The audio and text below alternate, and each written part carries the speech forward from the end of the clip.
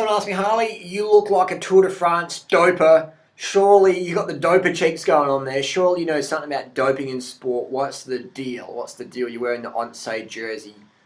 What's the deal, Harley? This is a jersey I got when I was used to race in Belgium. I bought this on from a bike shop in 2003. And I've left my organic athlete jersey back in my other place. So, doping in sport, man. People ask me all the time. Everyone dopes, man. People ask me, what's the deal? Like, did such and such dope? Like, how do they win? Like, man, everybody at the top is fucking doping. It's business, man. 100%. There's no way you can ride your bike that fast, swim that fast, run that fast, throw the discus that far, javelin, whatever.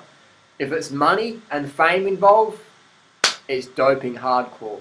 100%. This is how it is. And I want to make a disclaimer is I don't think people are bad for doping. I don't think, like if you get caught for doping, you're scum. I don't think that at all, because that's just business as usual. Everyone knows what's going on. Well, the athletes do anyway. Coaches do. The spectators don't most of the time. So no one's cheating. No one's cheating at all. They're cheating their health. Definitely. Cheating their health. There's a lot of risks with doping. But no one's cheating, man. It's a fucking even playing field. So what I find amusing is when people go, such and such got busted for doping. Oh, what a scumbag. And it's like, man, everyone's on the gear. No one's cheating, man. Everyone's on the same page. They're on the same page. This team was on the same page. This team, the sponsor pulled out. How many teams have been pulled out from the sponsorships in the last 5 years from doping in cycling?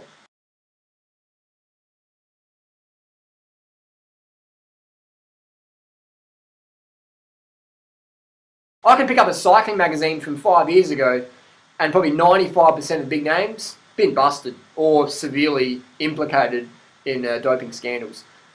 And again, it's not just cycling. People often say, oh, in cycling you dope, yeah? And it's like, you look like a doper, Harley. The reality is, man, in all sports, swimming is like rife with doping. Tennis. I mean, the reality is cycling can have an testosterone level of about 2 to 1. Normal level is about 1.3 to ratio to 1. Tennis is about 4 to 1. The IOC testosterone levels is 6 to 1.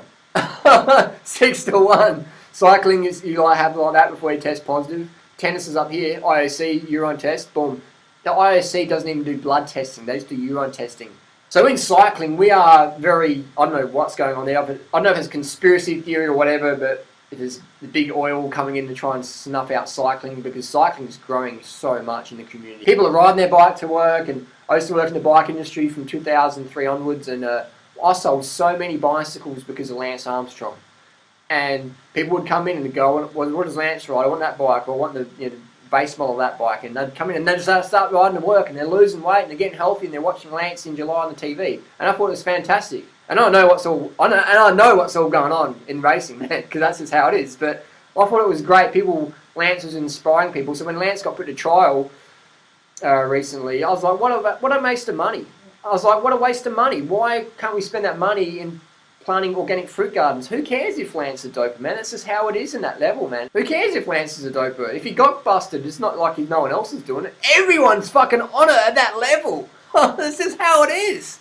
It's just how it is. So, like, for someone to get caught, it's no surprise to me. It's no disappointment, it's no surprise at all.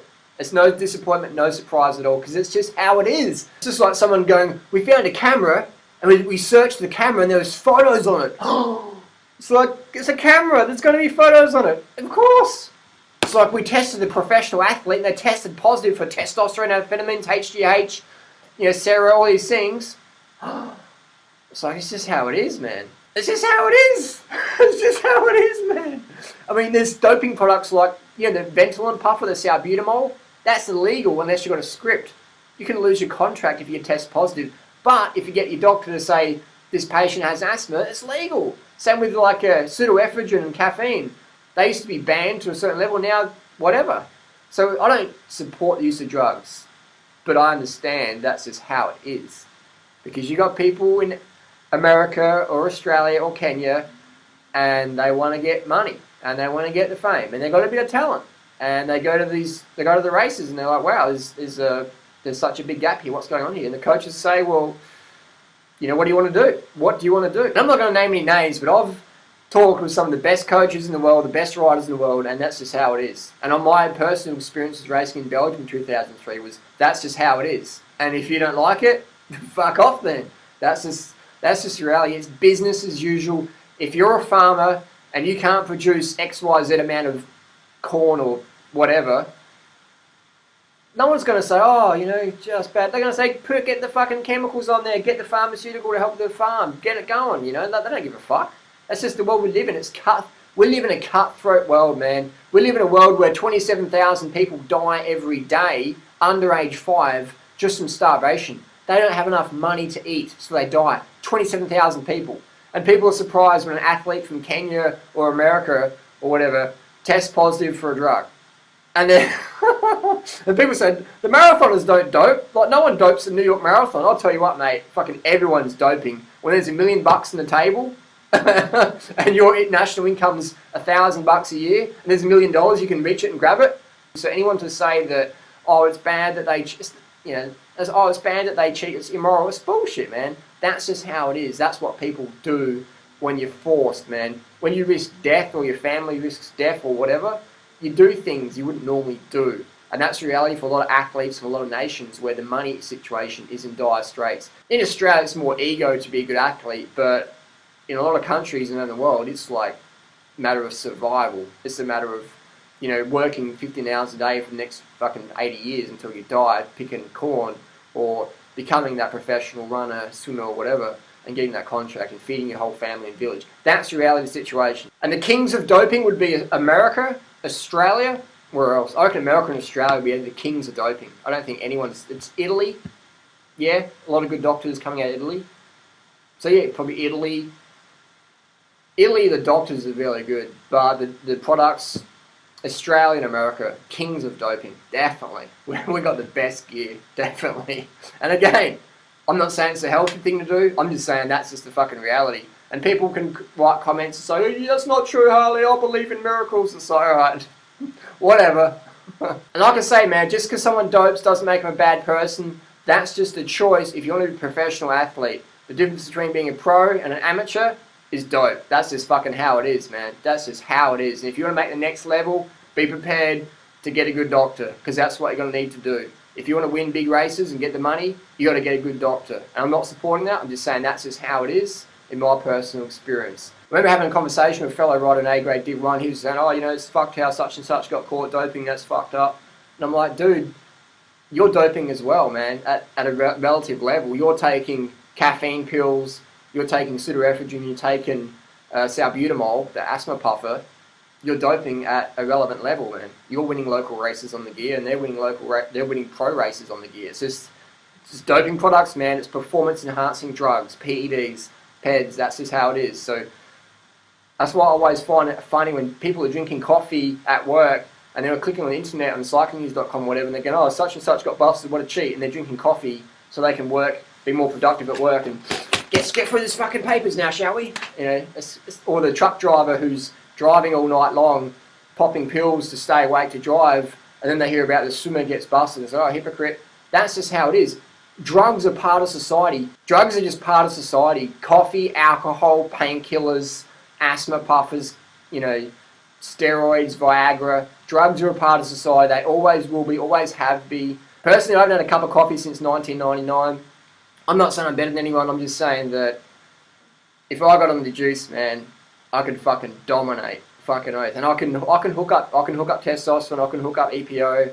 I've got the money, I've got the contacts, but I don't want to do it because I know that there's definitely risks involved, and it's just not worth it, man. For me, it ain't worth sacrificing my health for a bit of extra fame and cash, man. It ain't worth it for me. So I'd rather just race at my little, level and have fun with my mates and stay fit and healthy for life.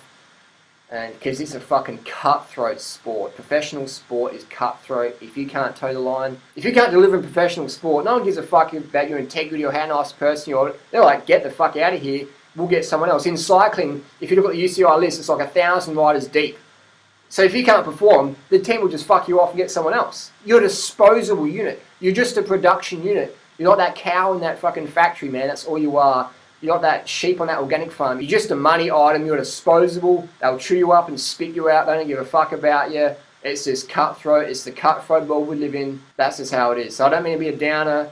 I just want to put it out there that the reality of drugs in sport is 100% all the fucking top names are fucking doping through the eyeballs. And they're not cheats because everyone else is doing it. Everyone else is cutting the corner, man. It's not like just one person goes here and everyone goes straight. Everyone's going that way. Everybody at that level is going up that way. 100%, no doubt about it. I even see it in the paleo primal diet industry. I see people writing books who are 60 years old and obviously doing some sort of human growth hormone, testosterone, whatever, because they got like, bitch tits going on, and you look at their photos like 6 months ago and they're like sort of slim, and then 6 months later they're like puffed right out, and I'm like 60 years old. That's a bit suspicious, isn't it? So I'll see people in the in the health industry writing books about how their supplement's the best ever. It's very youthening, and they've had plastic surgery on their face, which is fine. Nothing personal about it, but if you're going to promote a product and you say that's why I look this way, but you've had plastic surgery, which is quite obvious, and you're saying your probiotics or your sauerkraut recipe is the reason why your face looks like that at 65, it's like, well, you've had plastic surgery, obviously, you've had the nip and tuck, which is fine, but we live in a world where people are so naive and dumb. So next time you turn the TV on at the Olympics coming up and you see that gold medalist, you can guarantee 1000% drugs got them where they are today. Hard training, dedication, bit of talent, bit of genetics. At the end of the day, drugs is the foundation. Without that, you're next. There's 1,000 people who will take your spot. 1,000 people will take your spot. Doping gives the athlete the certainty they need to perform at the sponsor's level. That's just how it is. Post your comments down below. Controversial video. I don't support doping. I'm just saying that's just how it is. Post your comments and thoughts down below. If you want to learn more about our cult, hit subscribe here. Peace. Thanks for watching.